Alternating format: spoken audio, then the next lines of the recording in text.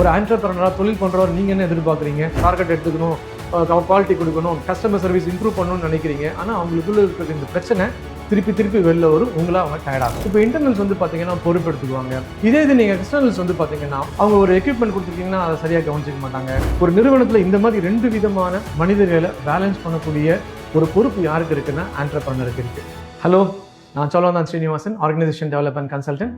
உங்கள் டீமில் வந்து மோஸ்ட் ஆஃப் த எம்ப்ளாயிஸ் வந்து 2 விதமாக நீங்கள் பிரிஞ்சு இருக்கிறத பார்ப்பீங்க. ஒருத்தர் டார்கெட் என்ன, இன்சென்டிவ் என்ன, எனக்கு என்ன பெனிஃபிட்ஸு, நீங்கள் என்ன மார்க்கெட்டிங் பண்ணுவீங்க, நீங்கள் என்ன செலவு பண்ணுவீங்க, இதெல்லாம் உங்ககிட்ட வந்து நெகோஷியேட் பண்ணுவாங்க, பார்கெயின் பண்ணுவாங்க, வேணுங்கிறத வாங்கி அதை எப்படி அச்சீவ் பண்ணுறதுன்னு ஒரு டீம் இருப்பாங்க.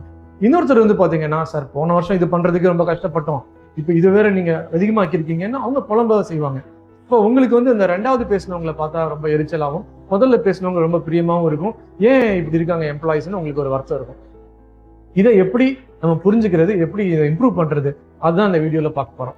ஜூலியன் ரோட்டர் அப்படின்னு அமெரிக்கன் சைக்காலஜிஸ்ட் ஒருத்தர் ஒரு பெரிய ஆராய்ச்சி பண்ணி மனிதர்களை 2 விதமா புரிஞ்சுக்கலாம் அப்படின்னு சொல்றாரு. ஒருத்தர் வந்து இன்டர்னல் அப்படின்னு சொல்றாங்க. அவங்க எப்படின்னா, என்னால் முடியும், என் வாழ்க்கைய என் கையில் இருக்கு, நான் முயற்சி பண்ணா வெற்றி பெற முடியும், நான் வளர முடியும், நான் பொறுப்பெடுத்துக்கிறேன், என்னுடைய வளர்ச்சிக்கு நான் பொறுப்பெடுத்துக்கிறேன் அப்படின்னு சொல்றவங்க ஒருத்தவங்க. இன்னொருத்தவங்களுக்கு பேர் எக்ஸ்டர்னல் அப்படிங்கிறார். அவங்க என்ன சொல்றாங்க, என் வாழ்க்கை என் கண்ட்ரோல்ல இல்லை, எல்லாம் விதிப்படி நடக்குது, எனக்கு மாத்திரம் ஏன் இப்படி நடக்குது, உலகம் சரியில்லை அப்படின்னு காரணம் சொல்லக்கூடியவங்களா இருக்காங்க. அப்ப 2 விதமான மனிதர்கள் எல்லா இடத்துலயும் இருக்காங்க, அவங்க கம்பெனில இருக்காங்க. இதுல வந்து பாத்தீங்கன்னா ரொம்ப சின்ன உதாரணம் சொல்றேன். லேட்டா வர்றாங்கன்னு வச்சுக்கோங்களேன். இன்டர்னல் லேட்டா வராரு, எக்ஸ்டர்னல் லேட்டா வராருன்னா, இன்டர்னல் வந்து என்ன சொல்லுவாரு, சார் நீ கிளம்பும்போது பையன் அழுதுட்டான், பையனுக்கு மெடிசன் வாங்கி தந்தேன். ஆனா எக்ஸ்டர்னல் வந்து பாத்தீங்கன்னா அவர் நிறைய காரணம் சொல்லுவார். ஒவ்வொரு தடவையும் வேற காரணம் சொல்லிட்டு இருப்பார். எல்லா காரணமும் உண்மையா தான் இருக்கும். மழை பெஞ்சிருச்சு, டயர் பஞ்சர் ஆயிடுச்சு, டிராபிக் ஜாம் ஆயிடுச்சு அப்படின்னு சொல்லுவாரு. என்ன காரணம் எக்ஸ்டர்னல் அப்படி இருக்காருன்னா, அவர் வாழ்க்கை பாடமே எடுத்துக்க மாட்டாரு, அவரு காரணங்கள்ல சொல்ல பழகிட்டார். இன்னும் ஒரு எக்ஸாம்பிள் சொன்னா எல்லாருமே நல்லா புரிஞ்சுக்குவீங்க. ஒரு இன்டர்னல் எக்ஸ்டர்னல் இருக்காரு, 2 பேரும் வந்து லவ் பண்றாங்கன்னு, 2 பேருக்குமே பிரேக்கப் ஆயிடுச்சு அப்படின்னா, ஒரு இன்டர்னல் என்ன சொல்லுவாரு அப்படின்னு பாத்தீங்கன்னா, நான் என்ன பண்ணேன், நான் அந்த பொண்ணை சரியா கவனிச்சுக்கல, நான் அந்த பொண்ணை வந்து நல்லா ட்ரீட் பண்ணல, நல்லா பேசல, நான் கோவப்பட்டேன், நான் ரொம்ப ஒரு பொசசிவா இருந்தேன், நான் வந்து ஒரு செல்ஃபிஷா இருந்த ஒரு சில விஷயங்கள் இருந்துச்சு, அதனால அந்த பொண்ணு என்னை ட்ராப் பண்ணிருச்சு அப்படின்னு அவர் சொல்லுவார். இதே இது நீங்க எக்ஸ்டர்னல்கிட்ட போனீங்கன்னா அவர் என்ன சொல்லுவாரு, நான் எல்லாம் நல்லா தான் பண்ணேன், அந்த பொண்ணு சரியில்லை, இதுக்கு மேல என்ன பண்ணணும் அப்படின்னு நினைப்பார். அப்போ அவர் காரணங்கள் சொல்றவரா இருக்கிறதுனால அவர் உடம்புக்குள்ள ஒரு ஹெல்மெட் போட்டிருக்காரு. அந்த ஹெல்மெட்டுக்குள்ள எந்த பாயிண்ட்டும் உள்ளே போகாது. அப்ப அவர் காரணம் சொல்லிட்டே இருப்பார். அப்ப திருப்பி அவங்க வாழ்க்கையில இன்னொரு பேர் வர்றாங்கன்னா, இன்டர்னல் மாத்தி அவங்கள ஹேண்டில் பண்ணுவாரு. போன தடவை பண்ண தவறு வரக்கூடாது அப்படின்னு சொல்லிட்டு அவங்கள நல்லா புரிஞ்சுக்குவாரு, அவங்கள நல்லா ட்ரீட் பண்ணுவாரு. இப்ப இந்த மாதிரி உள்ள இன்டர்னல் எக்ஸ்டர்னல் தான் கம்பெனிக்குள்ள இருக்காங்க. ஆனா ஒரு ஆண்டர்பிரனரா தொழில் பண்றவர் நீங்க என்ன எதிர்பார்க்குறீங்க? எல்லாரும் ஒன்னா புரிஞ்சுக்கணும், டார்கெட் எடுத்துக்கணும், குவாலிட்டி கொடுக்கணும், கஸ்டமர் சர்வீஸ் இம்ப்ரூவ் பண்ணணும்னு நினைக்கிறீங்க. ஆனா அவங்களுக்குள்ள இருக்க இந்த பிரச்சனை திருப்பி வெளில வரும். உங்களை அவங்க டயர்ட் ஆக்குவாங்க. இப்போ நம்ம நிறுவனத்துல பாத்தீங்கன்னா இன்டர்னல்ஸோட பிஹேவியர் என்ன, எக்ஸ்டர்னல்ஸோட பிஹேவியர் என்னன்னு பாத்தீங்கன்னா ரொம்ப உங்களுக்கு ஈஸியா கேப்சர் பண்ணிடுவீங்க. இப்போ இன்டர்னல்ஸ் வந்து பாத்தீங்கன்னா பொறுப்பெடுத்துக்குவாங்க. நீங்க ஒரு எக்யூப்மெண்ட் கொடுத்துருக்கீங்கன்னா அந்த எக்யூப்மெண்ட்டை நல்லா கிளீன் பண்ணி நீட் பண்ணி ப்ரிவென்டிவ் மெயின்டெனன்ஸ் நல்லா பண்ணுவாங்க. இதே இது நீங்க எக்ஸ்டர்னல்ஸ் வந்து பாத்தீங்கன்னா அவங்க ஒரு எக்யூப்மெண்ட் கொடுத்துருக்கீங்கன்னா அதை சரியா கவனிச்சிக்க மாட்டாங்க. ஏன்னா அது மேல ஒரு பெரிய பற்றுதலே வராது. ஏன் வராதுன்னா, அவங்களுக்கு இந்த எக்யூப்மெண்ட்டை நல்லா வச்சு அதில் நல்லா டெவலப் பண்ணி பணம் சம்பாரிச்சு பெரிய அளவான நம்பிக்கையெல்லாம் இல்லை. ஏன்னா எல்லாமே எதுப்படி நடக்குதுன்னா விதிப்படி நடக்குதுன்னு நினைக்கிறாங்க. அதே ஒரு மேனேஜரா இருக்காங்க இன்டர்னல் அப்படின்னா, அவரு தன்னை விட டேலண்டா இருக்கக்கூடியவங்களை ரெக்ரூட் பண்ணுவாரு, சொல்லி கொடுப்பாரு, அவங்களை தட்டி கொடுத்து வேலை வாங்குவார். இதே இது ஒரு எக்ஸ்டர்னல் மேனேஜரா ஒருத்தர் இருக்காரு, எக்ஸ்டர்னல் பர்சனாலிட்டி ஒரு சூப்பர்வைசரா இருக்காருன்னா, தன்னை விட திறமையா இருக்கவங்கள அவரால் பார்க்கவே முடியாது. அவங்க எங்க உள்ள வந்தாங்கன்னா அவங்க பெரிய ஆள் ஆயிடுவாங்கன்னு அவங்களை ஸ்னப் பண்ணுவாரு, இரிட்டேட் பண்ணுவாரு.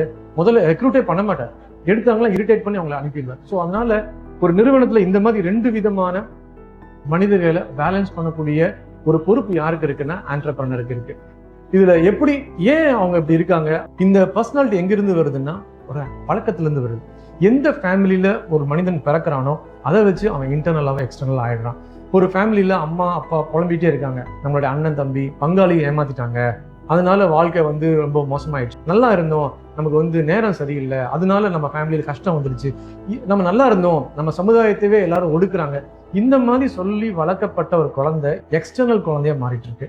அப்ப அந்த குழந்தை என்ன புரிஞ்சுக்குது லைஃப்ல, நம்ம என்ன எஃபோர்ட் போட்டாலும் வர முடியாது, இது யார் கையிலயும் இருக்கு நம்ம வளர்ச்சி, யாரோ ஒருத்தவங்க படுத்துட்டாங்க அப்படிங்கிற நினைக்கும் போது அந்த குழந்தை எக்ஸ்டர்னல் குழந்தை வேலைக்கு வரும்போதும் எக்ஸ்டர்னலா இருக்கும்.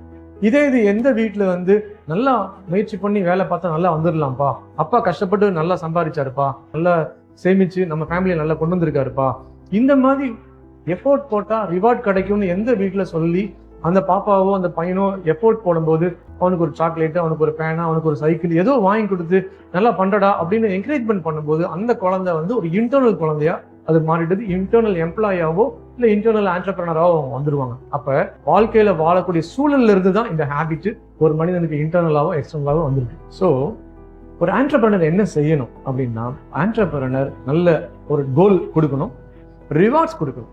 அப்ப சின்ன சின்ன ஆக்ஷன்ஸுக்குமே நீங்க வந்து ஒரு எம்ப்ளாயிக்கு இதை நீ பண்ணிட்டியாப்பா சூப்பர் ரத்தமேன் கை தட்டி ஒரு சர்டிஃபிகேட் கொடுத்து ஒரு படம் போட்டு ஒரு செலிப்ரேஷன் பண்ண என்ன ஆகும், எக்ஸ்டர்னல் மைண்ட் செட்ல கூடிய எம்ப்ளாயிக்கு ஒரு விஷயத்தை அச்சீவ் பண்ண ரிவார்டு கிடைக்குதுன்னு உடனே இன்டர்னலா மாற ஆரம்பிச்சிருவாரு, அந்த எக்ஸ்டர்னல் குணம் போயிடும்.